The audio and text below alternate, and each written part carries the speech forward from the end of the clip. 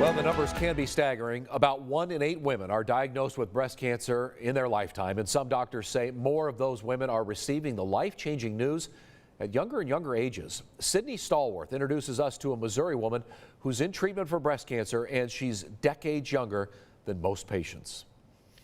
I thought, well, how much time do I have with my kids? What does this mean for my future?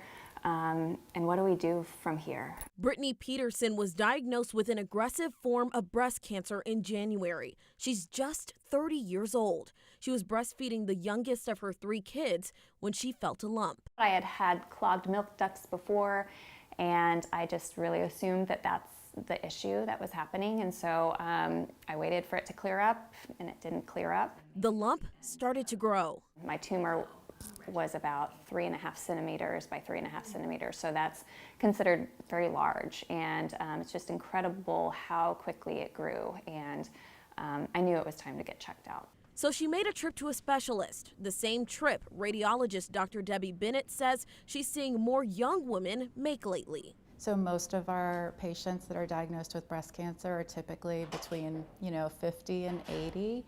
And are women, but it can affect anybody. So men can be diagnosed with breast cancer, and we feel like we're seeing breast cancer at an earlier age too. So we're seeing women come in their 30s, sometimes even in their 20s, that feel a lump, and for the most part, almost all of those women are fine, but sometimes they're not. Dr. Bennett says breakthroughs in treatment options have opened more doors for women like Brittany. The treatments these days are so much better than they used to be.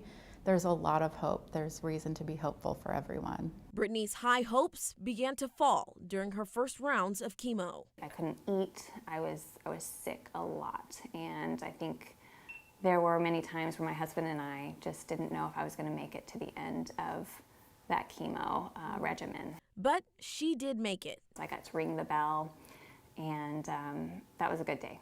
But bad days were just beyond the horizon. She had a double mastectomy, developed an infection because her immune system was so weak after surgery, and had to have another surgery on her chest. Then Brittany caught COVID. And that was a hard one for sure. She says her doctors are treating the cancer aggressively. I am about a week out from being finished with radiation. I'm doing chemotherapy until September of next year. And then in the middle of all of that, I do still have a couple reconstruction surgeries left. The treatments are draining, but It's Marshall. There are 3 little ones and a loving husband Brittany says bring her smile back each day. I was putting my 5-year-old to bed, and he said, "Mommy, why is the night longer than the day?"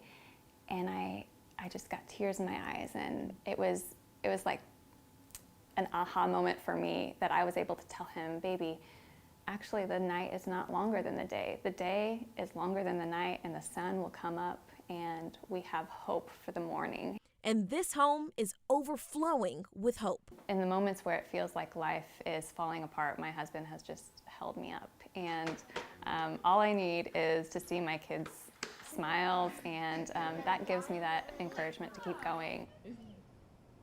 Great story. Such a young, beautiful woman to be going through so much. Now, Brittany says she has just one regret, waiting for the lump in her breast to clear before then speaking with a doctor. She encourages you that if you see any change to your body, go see a professional right away. Don't wait.